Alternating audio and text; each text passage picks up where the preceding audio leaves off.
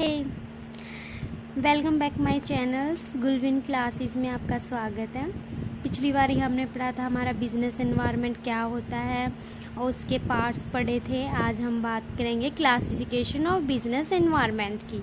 इसके क्या क्या क्लासिफिकेशन है, तो इसकी 2 टाइप्स क्लासिफिकेशन है, यानी हम इसको 2 पार्ट में डिवाइड करते हैं, इंटरनल एनवायरनमेंट एंड हमारा जो देन नेक्स्ट है एक्सटर्नल एनवायरनमेंट। इंटरनल एनवायरनमेंट के बारे में भी मैं आपको पहले बता चुकी हूँ और एक्सटर्नल एनवायरनमेंट के बारे में भी मैं आपको पहले बता चुकी हूँ।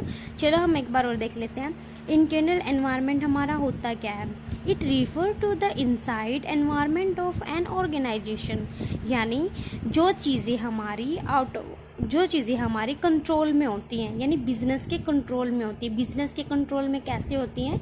जैसे हमारा कोई बिजनेस है तो बिजनेस के जो अंदर की चीज़ें हैं जिन्हें एक मतलब बिजनेस जो या फिर जो मैनेजर होता है या फिर बिजनेस का जो मेन पर्पस के लिए हम बिजनेस को डेवलप कर रहे हैं, जो भी चीज़ें हैं उनको हम क्या करते हैं, कंट्रोल कर सकते हैं। यानी जो हमारे बिजनेस के अंदर की चीज़ें जिनको हम कंट्रोल कर सकते हैं वो हमारी इंटरनल एनवायरनमेंट होती है। उसके बाद है हमारा external environment. External environment it refer to outside of when the central of organization and environments। ठीक है, ये क्या होता है कि जो हमारा आउटसाइड का एनवायरनमेंट होता है जिस पर एक बिज़नेस का कोई भी कंट्रोल नहीं होता है, जिनके बारे में हम सिर्फ पॉलिसीज़ बना सकते हैं या फिर हम यू कैन से हम भविष्य के लिए मतलब कुछ चीज़ें सोच सकते हैं, यानी फ्यूचर में भी कुछ चीज़ें हमारी कुछ घटनाएं होने वाली हैं, उन चीज़ों के बारे में हम क्या करते हैं, सोच लेते हैं। लेकिन ये हम इसे कंट्रोल में नहीं कर सकते, लेकिन इससे बचने के लिए हम कुछ पॉलिसीज़ ज़रूर तैयार करते हैं। तो ये थी हमारी classification of business environment and internal environment and external environment. उसके बाद हम पढ़ते हैं उसके बाद हम पढ़ते हैं एनवायरनमेंट। ठीक है, ये एनवायरनमेंट के बारे में भी मैंने आपको पहले बताया है, internal environment and external environment. Internal environment के अंदर हमारे क्या क्या आते हैं? एक तो हमारा एम्प्लॉयज़ आते हैं, ह्यूमन रिसोर्सेज एंड टेक्नोलॉजी। यानी एम्प्लॉयज़ क्या होता है कि इंटरनल एनवायरनमेंट में क्या होता है, हम एम्प्लॉयज़ पे भी कंट्रोल कर सकते हैं ना, कि हम उनके बीच में कैसी स्ट्रेटेजीज अपनाते हैं या फिर उन पर किस तरह के रूल रेगुलेशन करते हैं, वो सब इंटरनल एनवायरनमेंट के अंदर आता है। उसके बाद है हमारा एक्सटर्नल एनवायरनमेंट। जो हमारा एक्सटर्नल एनवायरनमेंट होता है वो हमारा 2 टाइप का होता है, एक हमारा माइक्रो एनवायरनमेंट होता है, दूसरा हमारा मैक्रो एनवायरनमेंट होता है। माइक्रो एनवायरनमेंट के बारे में भी हम पढ़ सकते हैं माइक्रो एनवायरनमेंट के बारे में भी हम पहले पढ़ चुके हैं और मैक्रो के बारे में भी। फिर भी हम एक बार देख लेते हैं। हमारा जो माइक्रो एनवायरनमेंट होता है वो क्या होता है, वो होल स्टडीज़ के लिए नहीं होता, बिल्कुल छोटी, यानी जिस चीज़ को हम डीपली से कोई चीज़ करते हैं, यानी डीपली से मतलब किसी भी चीज़ को हम गहराई से करते हैं, मतलब बहुत छोटी से छोटी चीज़ों को करते हैं, वो हमारी माइक्रो आती है। लेकिन जो हमारा मैक्रो होता है, मैक्रो क्या मतलब को तो होल स्टडीज़, यानी किसी भी बड़ी स्टडीज़ के बारे में हम डिस्कस करते हैं, वो हमारा होता है मैक्रो। तो उसके बाद कहता है माइक्रो के अंदर हमारा क्या क्या आता है, कंज्यूमर आते हैं, सप्लायर आते हैं, कंपटीटर है, पब्लिक है और मार्केट चैनल है। इनके बारे में भी मैंने पिछली वीडियो में बहुत अच्छे एक्सप्लेन कर रखा है, आप पिछली वीडियोस देख लीजिए, इनके बारे में मैंने डिस्कस कर रखा है। तो हम नेक्स्ट टॉपिक पे करते हैं मैक्रो भी हमारे 2 टाइप्स के होते हैं, इकोनॉमिक एनवायरनमेंट होता है और एक हमारा होता है non economic environment. Economic environment हमारा होता क्या है, ये हमारा पैसे से रिलेटेड होता है, यानी फाइनेंस से। इसका जो इफेक्ट होता है वो सीधे सीधे किसी भी फाइनेंशियल चीज़ पे या फिर जैसे हमारे टैक्सेस हो गए या फिर कुछ फाइनेंशियल पॉलिसीज़ वगैरह होगी, इन चीज़ों पे इसका इफेक्ट पड़ता है। यानी ये जो इसका जो रिलेटेड है, मतलब जो भी कम्बिनेशन है वो सारा पैसों से यानी फाइनेंशियल प्रॉब्लम से है। उसके बाद हमारा आता है non economic environment. Non economic environment हमारा क्या होता है, नॉन इकोनॉमिक एनवायरनमेंट में हमारे आते हैं पॉलिटिकल्स आते हैं, कल्चरल है, लीगल है, टेक्नोलॉजी है, सोशल है, इकोनॉमिक्स है। तो ये सारी जो चीज़ें वो हमारी नॉन इकोनॉमिक्स एनवायरनमेंट के अंदर आती हैं। तो नॉन इकोनॉमिक एनवायरनमेंट के बारे में पॉलिटिकल है, जो लीगल सोशल है, ये सारे जो इसके पार्ट हैं, इनके बारे में हमने पिछली वीडियो में अच्छे से एक्सप्लेनेशन कर रखी है, मतलब अच्छे से इनको एक्सप्लेन कर रखा है। नेक्स्ट हमारा जो नेक्स्ट है वो है some important point related to business environment. तो हम देख लेते हैं कुछ इम्पोर्टेंट पॉइंट है जो बिजनेस एनवायरनमेंट से हमारे रिलेटेड हैं, उनको एक बार देख लेते हैं। मैं आपको सिर्फ अपने बनाए हुए नोट्स में से ही करा रही हूँ, जो मैंने नोट्स खुद के बनाए हुए हैं। और अगर आपको कोई बुक है तो मैं ज़्यादातर ट्रूमैन की बुक को ही बताऊंगी। ट्रूमैन की बुक बहुत अच्छी है, उसमें बहुत अच्छे से एक्सप्लेनेशन भी दी हुई है, डीपली में भी हर चीज़ों को अच्छे से समझाया गया है। तो आप देख लीजिए आपको कौन सी बुक अच्छी लगती है। वैसे तो बहुत सारी बुक हैं, लेकिन ट्रूमैन की बुक्स में से लगभग पेपर कवर हो जाता है। मतलब अच्छी बुक है, थ्योरी भी अच्छी है, थ्योरेटिकल है। तो आपको अगर नोट्स में से है, मैं बुक्स में से भी कराऊंगी। जो हमारे बिजनेस एनवायरनमेंट के टॉपिक है, ये हम सिर्फ इम्पोर्टेंट टॉपिक कर रहे हैं। उसके बाद जो हमारे जो बाकी के जो टॉपिक्स बच जाते हैं उनके बारे में भी हम डिस्कस कर लेंगे। तो अभी हम देख लेते हैं some important point related to business environment, यानी हमारे जो बिजनेस एनवायरनमेंट के इम्पोर्टेंट पॉइंट हैं। तो फर्स्ट हमारी, या फिर कह लीजिए आप ये फीचर्स हैं इसके, आप ये भी कह सकते हैं कि इसके फीचर्स हैं। तो हम देख लेते हैं एक बार।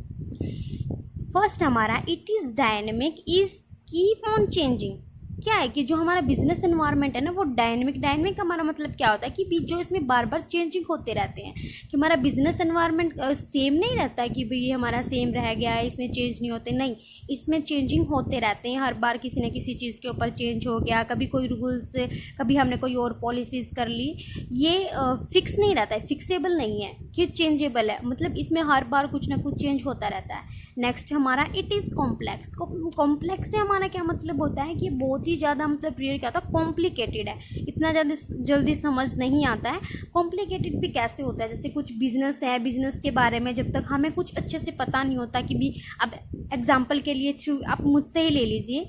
मान लीजिए मैंने कोई बिजनेस अपना बनाना है किसी भी चीज़ से, या फिर हमने क्लॉथ से रिलेटेड बनाना है, या फिर कोई मैंने मोबाइल की कंपनी है, या फिर यहाँ पे सपोज कीजिए ये पेन की है, मेरे पास पेन है कि मैंने अपने इस पेन की कंपनी बना रखी है। तो पेन क्या होगा कि जब मुझे बिजनेस की पॉलिसीज़ के बारे में, कैसे करना है, फाइनेंशियल प्रॉब्लम कैसे होती है, इन सब चीज़ों के बारे में मुझे जब उसके बारे में कुछ जानकारी ही नहीं होगी तो मैं कैसे बिजनेस कर लूँगी। तो हमें क्या होता है कि बहुत ही कॉम्प्लिकेटेड होता है, हमें हर एक चीज़ को बारीकी से समझना बहुत ज़रूरी होता है। इसलिए क्या होता है कि इट इज़ कॉम्प्लेक्स।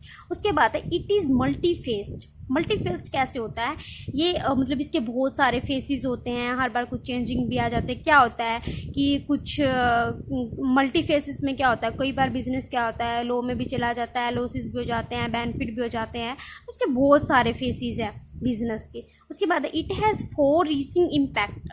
मतलब क्या है कि इसके कुछ इम्पैक्ट भी है। अगर हम किसी चीज़ के हमारे बेनिफिट हैं तो उसके हमारे क्या हो गए, नेगेटिव इम्पैक्ट भी होते हैं ना, तो वही होता है ये। तो इतनी आपको समझ में आ गए होंगे इसके इम्पोर्टेंट, या फिर आप कह लीजिए कि इसकी फीचर्स हैं कि कोई भी अगर हमारा बिजनेस है वो फिक्सेबल नहीं होता है, उसमें कभी ना कभी चेंज होता है। चेंज भी अब एक छोटी सी एग्जाम्पल के थ्रू लगा लीजिए। हमने एम्प्लॉयज़ रखे हुए हैं, पहले हमने उनकी सैलरी 10,000 रुपये है, लेकिन क्या होता है कि अगर हमारा जो बिज़नेस होता है वो डेवलप हो रहा है, मतलब अच्छे से चल रहा है, बेनिफिट्स भी अच्छे हो रहे हैं, तो ज़रूरी थोड़ी है कि हम अपने जो एम्प्लॉयज़ होते हैं बिज़नेस के अंदर कि हम उनके सिर्फ 10,000 ही सैलरी रखेंगे। ऐसा तो नहीं हो सकता ना, हम उनकी सैलरी बढ़ा भी तो सकते हैं, बोनस भी तैयार कर सकते हैं। तो वो सब चीज़ें इसके अंदर आती हैं कि बीच में चेंजिंग होता रहता है। ये छोड़ो आप, कई बार क्या होता है नेचुरल चीज़ों से मतलब जो हमारा एक्सटर्नल एनवायरनमेंट होता है उससे भी बहुत सारी चीज़ें होती है जिससे नुकसान हो जाता है। कई बार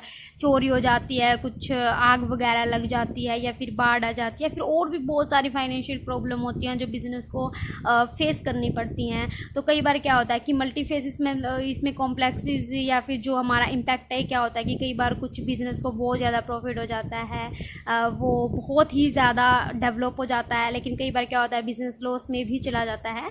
तो ये सब चीज़ें इसके अंदर आती हैं, इसकी फीचर्स हैं। उसके बाद हम एक बार देख लेते हैं।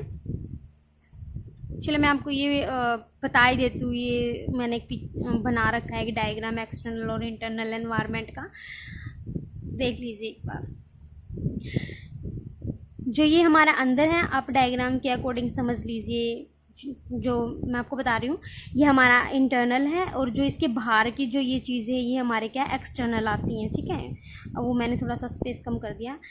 जो इंटरनल चीज़ें होती हैं उसके अंदर हम किस किस को कर लेते हैं, एम्प्लॉय हो गए हमारे, या फिर कुछ पेटेंट हो गए, या बिजली का बिल हो गया, कुछ मरम्मत होगी, ये सब चीज़ें हमारी इंटरनल आती हैं। या फिर कुछ पॉलिसीज़ हैं जो हमें एम्प्लॉयज़ के बोनस तैयार करना, वो सब चीज़ें। और एक्सटर्नल के अंदर के आगे से हमारे चैनल है, कंपटीटर है, कंज्यूमर है, सप्लायर है, बिजनेस एनवायरनमेंट के, ये हमारे एक्सटर्नल आ गए। या फिर कुछ पॉलिसीज़ होती हैं, वो सब चीज़ें हैं। तो आई होप आपको ये सब टॉपिक जो मैंने आपको अभी करवाया, जो क्लासिफिकेशन कराई हैं और कुछ जो इसके सम इम्पोर्टेंट पॉइंट हैं वो मैंने आपको बताई है, तो आई होप आपको ये अच्छे से समझ में आ गए होंगे। तो अगर आपको किसी भी चीज़ में डाउट है तो आप मुझे पूछ सकते हैं, कमेंट बॉक्स में कमेंट कर सकते हैं। एंड अच्छे से पढ़िए, अच्छे से रहिए, अपना ध्यान रखिए। हम मिलते हैं अपनी नेक्स्ट वीडियो में। Okay, bye bye, good luck.